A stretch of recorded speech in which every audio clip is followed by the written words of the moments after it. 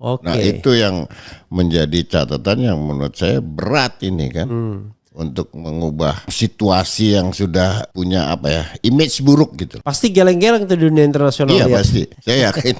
Tapi saya tidak tahu posisi sekarang ini apakah kita jadi bulan atau bulan-bulanan. Bulan-bulanan.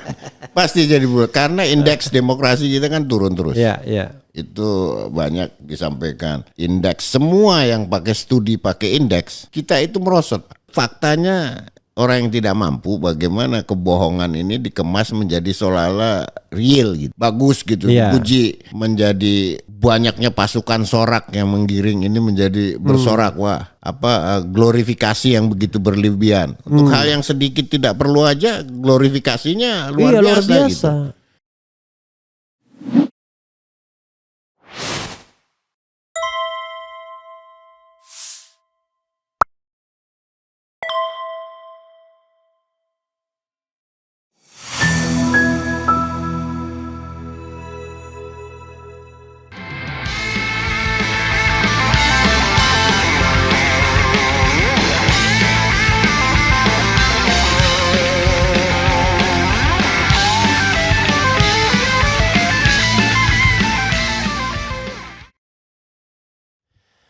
Assalamualaikum warahmatullahi wabarakatuh. Sobat RH sekalian, jumpa lagi kita di channel yang keren ini. Keren. Ya, sobat RH sekalian, ada hal yang menarik untuk kita bahas ya. Nah, untuk membahas fenomena dunia internasional dalam menanggapi the latest development of Indonesia ini, kita sudah ada diplomat senior yang baru saja pensiun dari Kemenlu, karena itu pasti bebas sudah ngomongnya. Siap. Play Priyatna. Assalamualaikum warahmatullahi wabarakatuh. Saya bilang bro senior ya. Siap.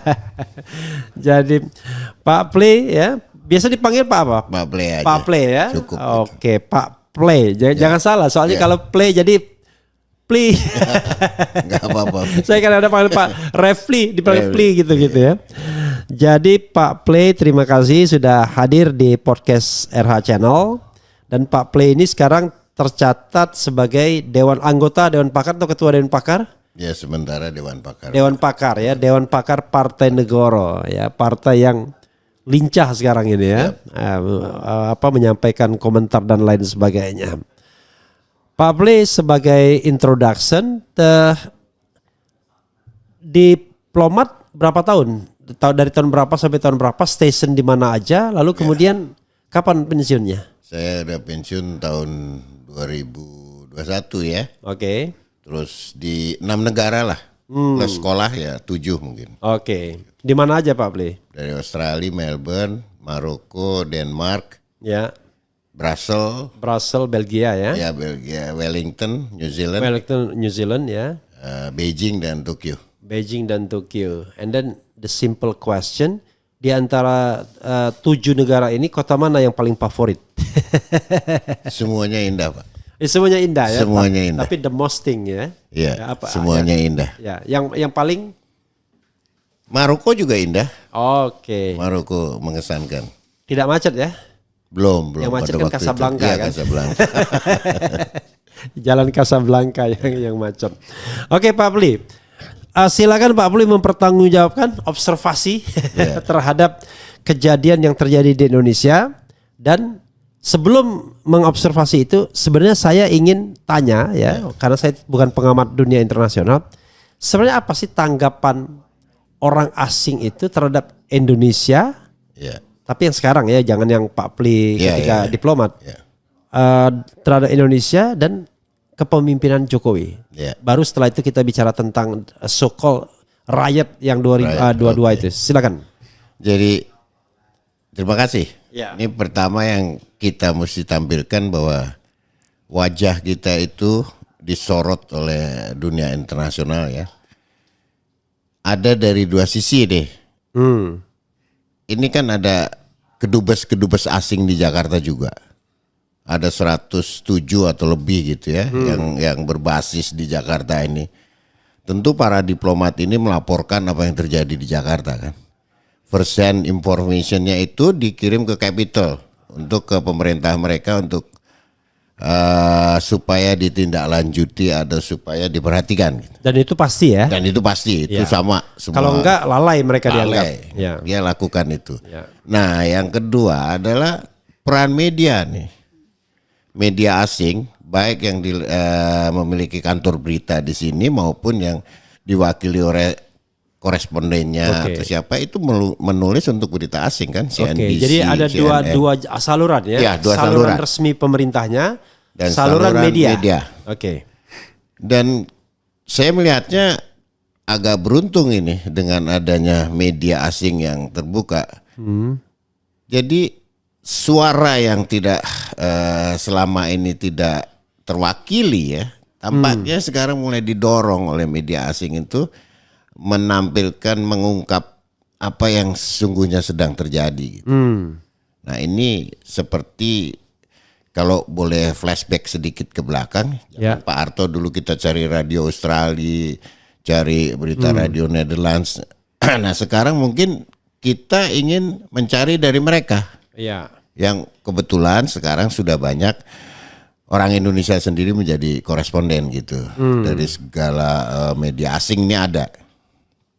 Nah ini yang bisa jadi Oh ini menarik ini nih. Ya. Salah satunya misalnya Pak Pri, potong sedikit aja. ya Contohnya keras sekali mereka nya. betul Indonesia protes Widodo slam for his political apa tadi ini? levis ya. Political ambition, families, Family and life, family lavish lifestyle Ya. ya. Unjuk rasa di Indonesia, Widodo dikecam karena politik ambisi politiknya dan gaya hidup mewah Gaya hidup keluarganya. mewah. That's true. Luar biasa ya. Oke, silakan Pak Pri. Jadi memang ragam ungkapannya seperti biasa Pak. Kita nih warga dunia ya Pak Refli udah tahu, kita juga mengikuti model konstitusi, model demokrasi ala trias politika yang pasti wadahnya demokrasi nih. Ya. Pasti rumah kita demokrasi nih. Nah, kan ada nilai-nilai demokrasi itu yang dilihat oleh mereka menjadi asing kok tidak dilaksanakan di sini. Misalnya dinasti politik, Ya. misalnya media ekspresi, apa pernyataan pendapat itu menyatakan untuk berkumpul ya, Ya. untuk berserikat, Freedom of expression itu Ya. terganggu. Sederhana saja dengan hal-hal yang begitu mereka pasti tertarik gitu. Oke. Idiom-idiom demokrasi yang Ya. dilaksanakan oleh negara ini tentu akan menjadi sorotan para wartawan gitu.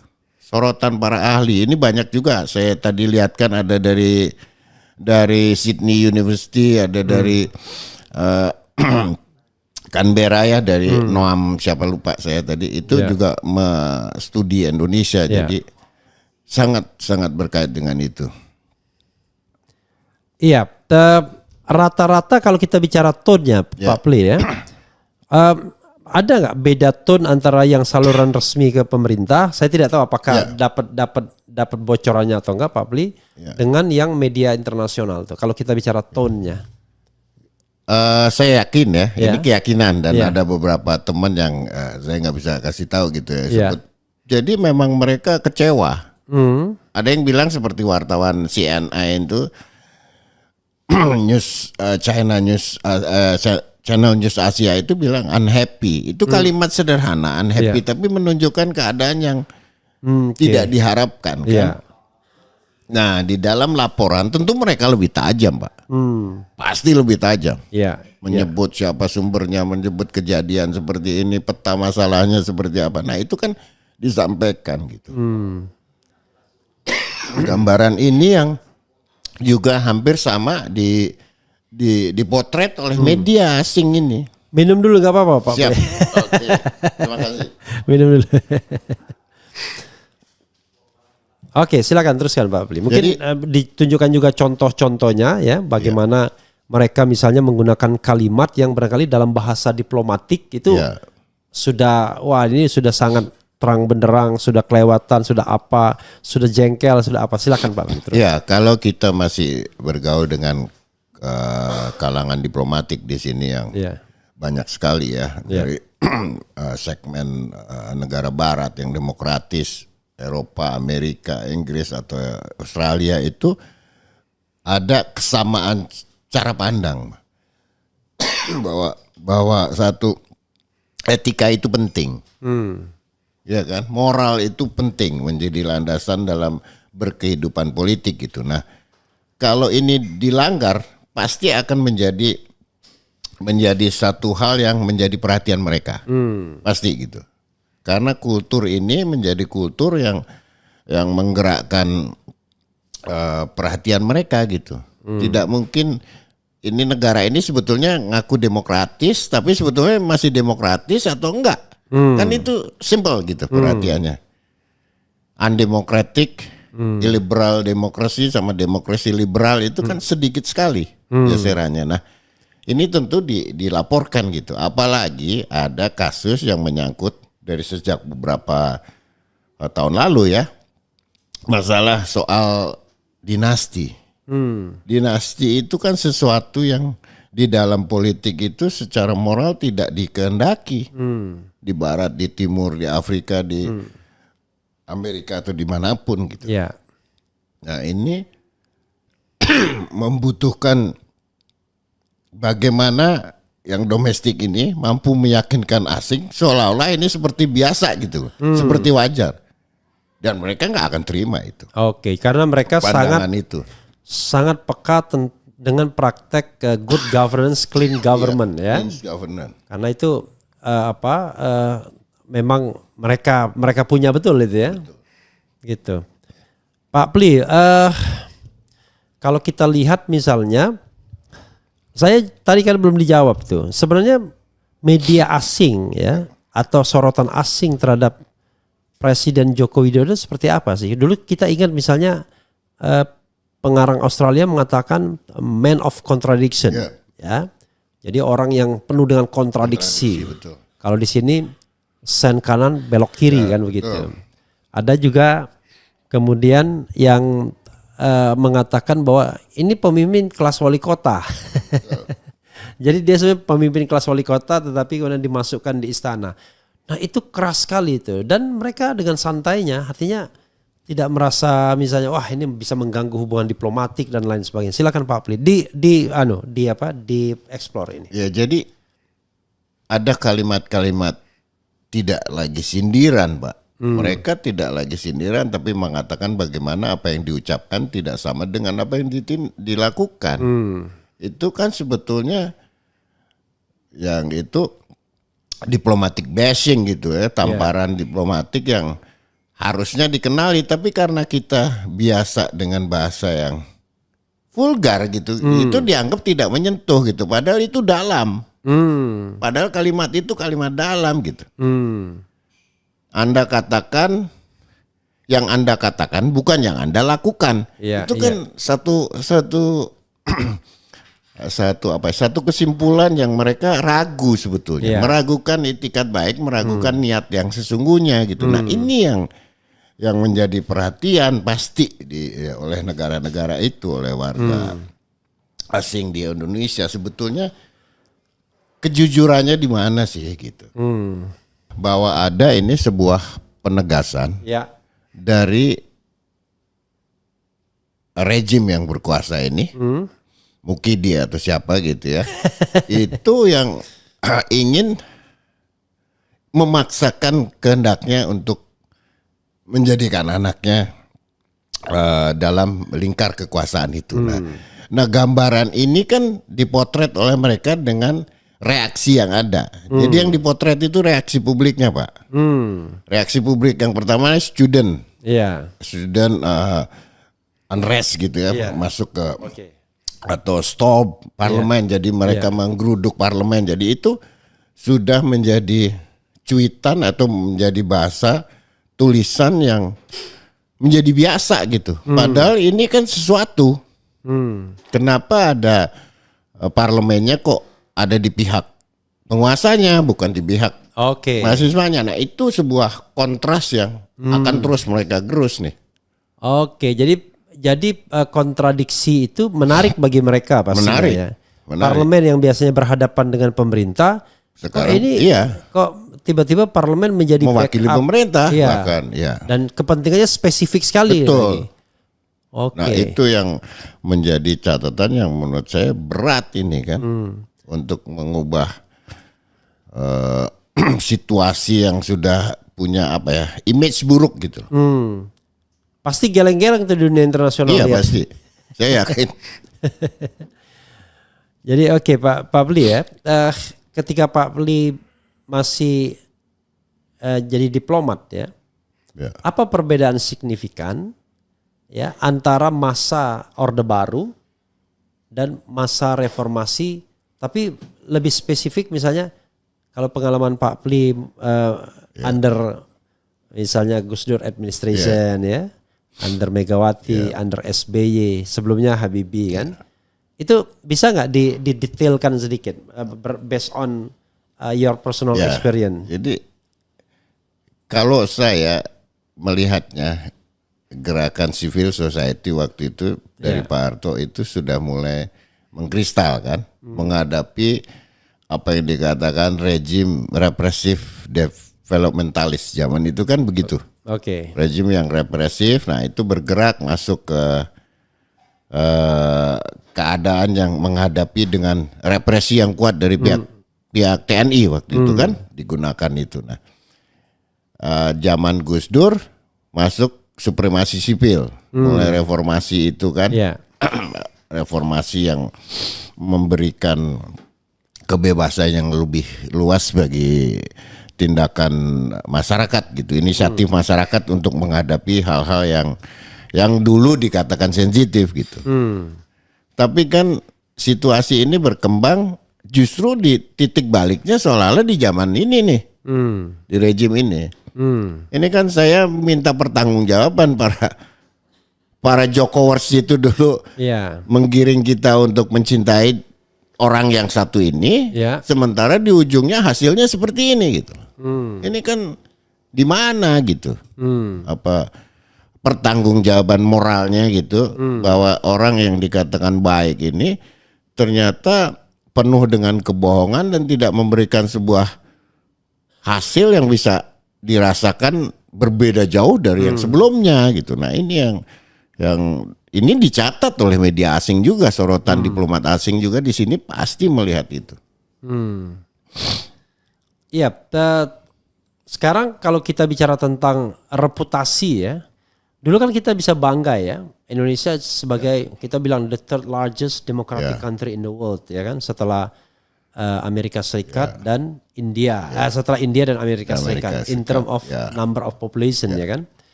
Tapi saya tidak tahu posisi sekarang ini apakah kita jadi bulan atau bulan-bulanan. Bulan-bulan. Pasti jadi bulan karena indeks demokrasi kita kan turun terus. Itu banyak disampaikan. Indeks semua yang pakai studi pakai indeks kita itu merosot. Cuman saya saat ini tidak bawa datanya itu semua yang pakai studi-studi indeks demokrasi, indeks keterbukaan, indeks semuanya itu nampak sekali bahwa gangguan yang paling terasa tuh. Gangguannya sudah mulai terasa. Ukuran nilai kita merosot. Tampilan kita sebagai negara yang sudah merdeka 75 tahun itu kondisinya seolah-olah dilihatkan dalam fakta yang menyedihkan itu kan. Nah ini yang jadi pergulatan moral sebetulnya. Ya dulu kan Indonesia ketika kita di luar negeri ya, saya misalnya dengan bangga mengatakan bahwa Indonesia itu negara yang demokratik sekarang. Betul. Ya kan, negara yang partly negara yang free. Tapi sekarang kan Freedom House sudah bilang partly free. Iya, partly free. Dunia dan kita tidak bisa lagi membanggakan bahwa Indonesia sebagai prototipe demokrasi di mana transisi dari rezim otoritarian ke demokrasi itu berhasil. Berhasil for a while, sementara waktu aja. Tapi setelah berlangsung selama 20 tahun malah kita regresif. Dan nah ini apa observasi mungkin pergaulan atau misalnya diplomasi yang pernah Pak Pli dengar soal ini? Ya jadi kalau saya melihatnya ada satu masa di titik tertentu ini setelah Orba tumbang 30 tahun baru masuk ini kan berganti generasi Pak.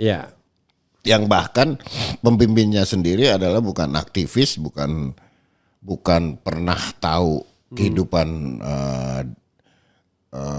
sipil yang mewakili rakyat gitu. Bagaimana muncul dari Bukan seorang aktivis demokrasi. bukan aktivis, bukan orang yang mengenali dan orang yang tidak memberikan perhatian pada nilai, pada value, pada morality. Jadi di sini ada moralitas yang dilewati itu. Ketika di publik melihatnya ini menjadi sesuatu, kalau udah urusan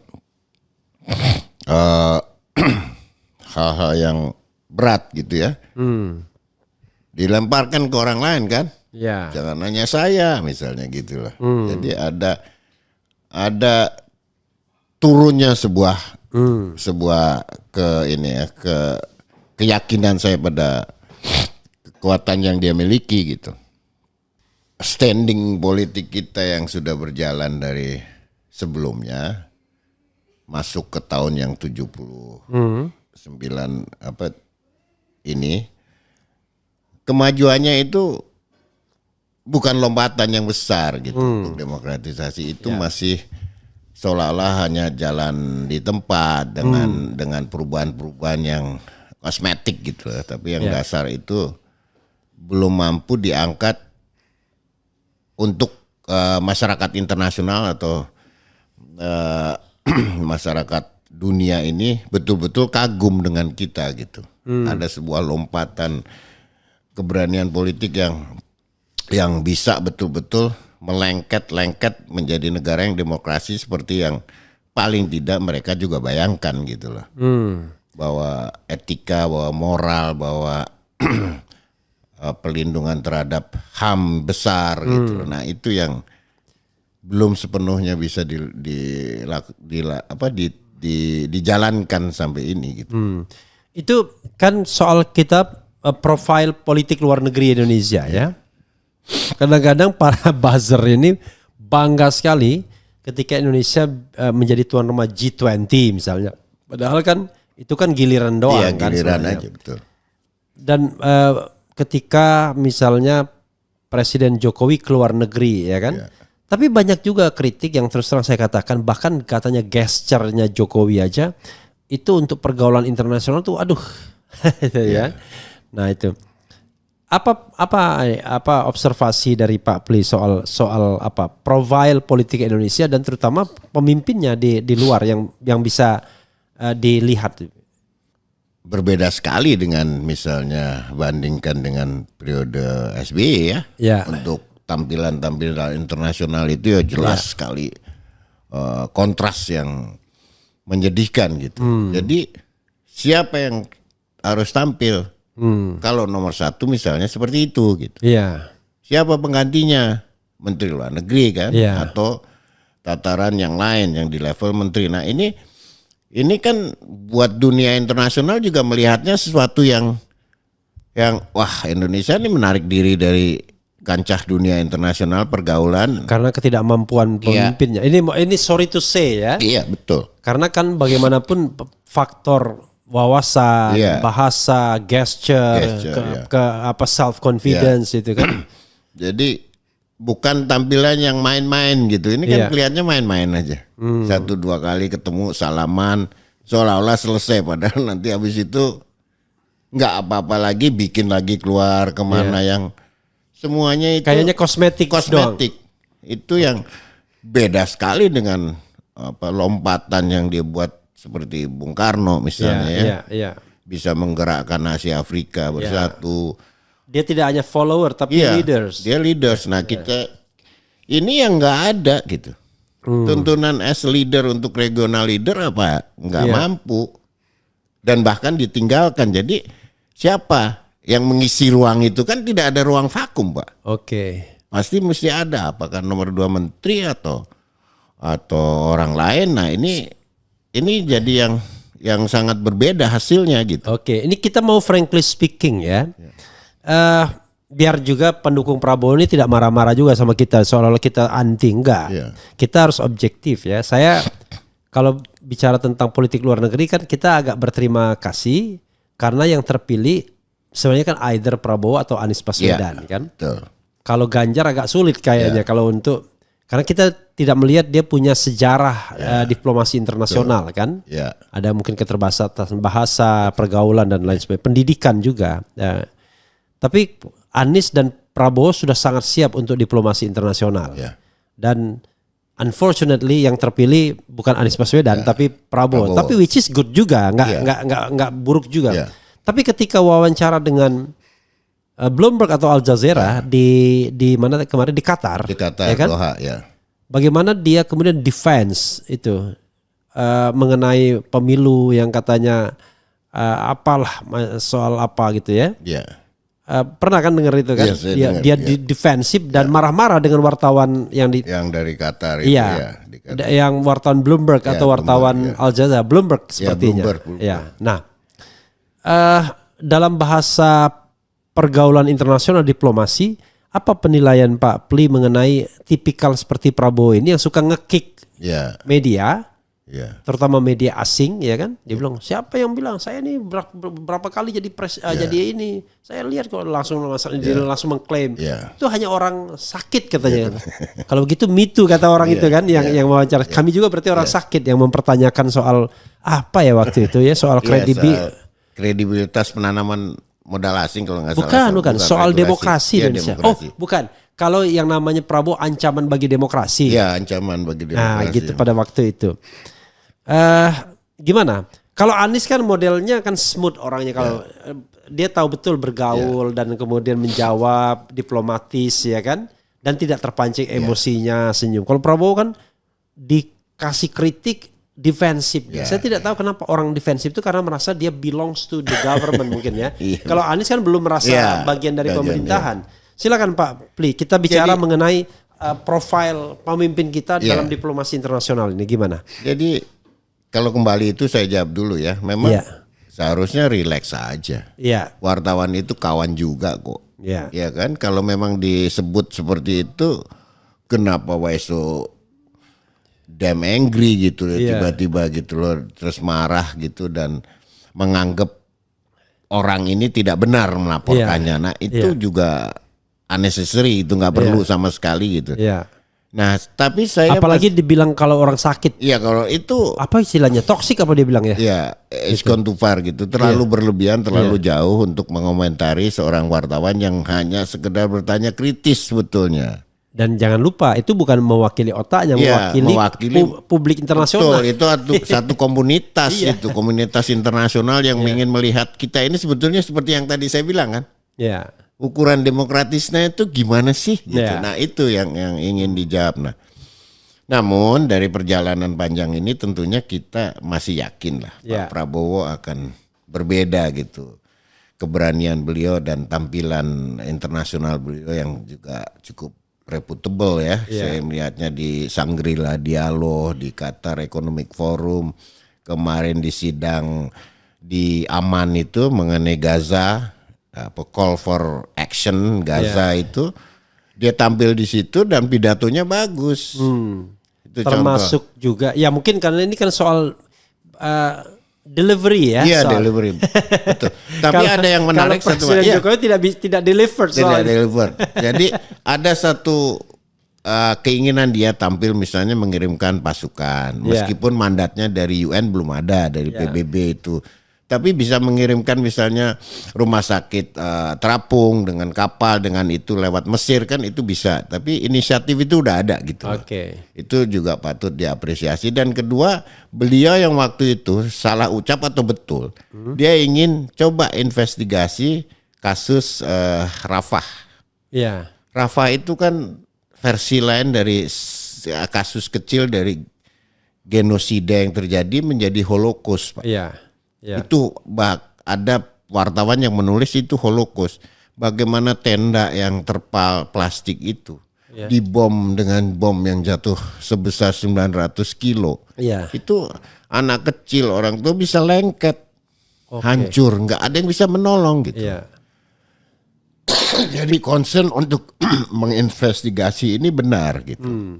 Itu patut diapresiasi dan keberanian yang belum pernah saya dengar ada yang berani menyampaikan seperti itu ya. 101-nya juga lumayan lah ya, dengan Putin, dengan Betul. Sarkozy bukan Sarkozy Macron apa? ya. Macron ya. Sarkozy. Iya. Macron sama Erdogan juga. Erdogan ya. Ya. Ya artinya bukan figur yang rendah. Ya, Termasuk tinggi. tinggi. Karena saya tidak pernah melihat ya Jokowi head to head seperti itu ya. Iya, memang. Kalaupun head to head biasanya rame per delegasi begitu. Betul, karena delegasi nanti Ya. Kalau dia kan satu kan, cuman ditemani yang Mayor Teddy itu aja yang agak menjauh juga gitu. Dia lebih percaya diri gitu untuk tampil secara internasional dengan gagasannya yang apapun lah itu ya. Tapi nanti bisa dipoles itu. Oke, tetapi kalau dari sisi pergaulan internasional ya, kadang-kadang kan walaupun dia punya kepercayaan diri, kadang-kadang bisa jadi out of control ya.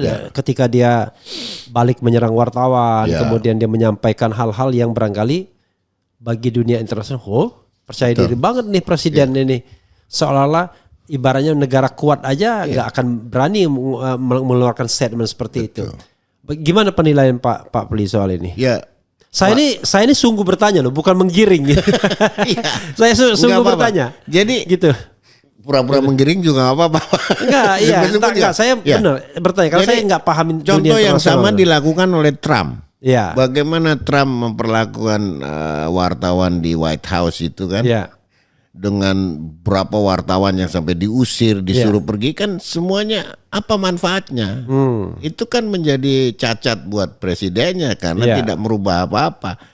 Image-nya malah buruk. Nah, sekarang juga begitu kan? Kalau seseorang tidak memperlakukan wartawan sebagai sahabat, sebagai partner kerja, mitra gitu ya resikonya begitu gitu. Resiko besarnya ya beritanya akan negatif dan dia akan negatif terus gitu. Jadi kita butuh informasi yang besar yang keluar didengungkan, tidak hanya wartawan domestik, tidak hanya jangan bermain di buzzer gitu loh. Jadi harus bermain di media mainstream yang internasional yang memang real gitu real dan mereka memiliki visi, memiliki cara pemberitaan yang standar gitu untuk sebuah pergaulan internasional ya. Iya, itu yang harus. Karena yang saya rasakan yang prihatin kan kalau misalnya di Jokowi ya. Itu apa ya? Dia mengeluarkan pernyataan yang sebenarnya dia baca pernyataan misalnya wah sekarang winter time gitu-gitu kan.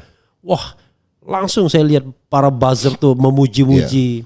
Jadi menurut saya seperti krisis kepercayaan diri dan identitas sehingga sedikit saja ada hiburan langsung gitu kan. Betul. Ketika kita jadi tuan rumah G20 dianggap hebat sekali.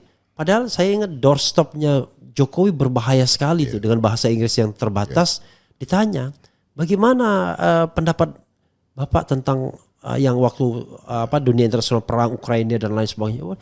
We need a collaboration, don't rivalry. itu doorstop kan bahaya sekali kan yang menjawab seperti itu. Kalau dia tidak terlalu canggih bahasa Inggrisnya kan dia jawabnya aja bahasa Indonesia tapi minta terjemah dulu. Betul. Tapi kan persoalannya ini mohon maaf ya, sorry to say. Tapi bahasa Indonesia juga rendah juga narasinya. Jadi memang masalahnya kan keluasan berpikir bernarasi itu tidak dimiliki. Itu sorry to say ya. Ya gitu, gimana? Ya setuju. Pada awalnya kan kalimat itu kan subjek, predikat, objek, keterangan, Pak. Iya. Ini kadang-kadang hanya kalimat inversi. Iya. Tolong, jangan. Itu kan bukan ekspresi dari sebuah gagasan, itu ekspresi dari reaksi. Itu kan bereaksi orang. Nah di dalam dunia internasional apalagi gitu loh. Ya orang saya membayangkan. Dalam dunia internasional sekali saja orang mengucapkan bahasa udah kelihatan.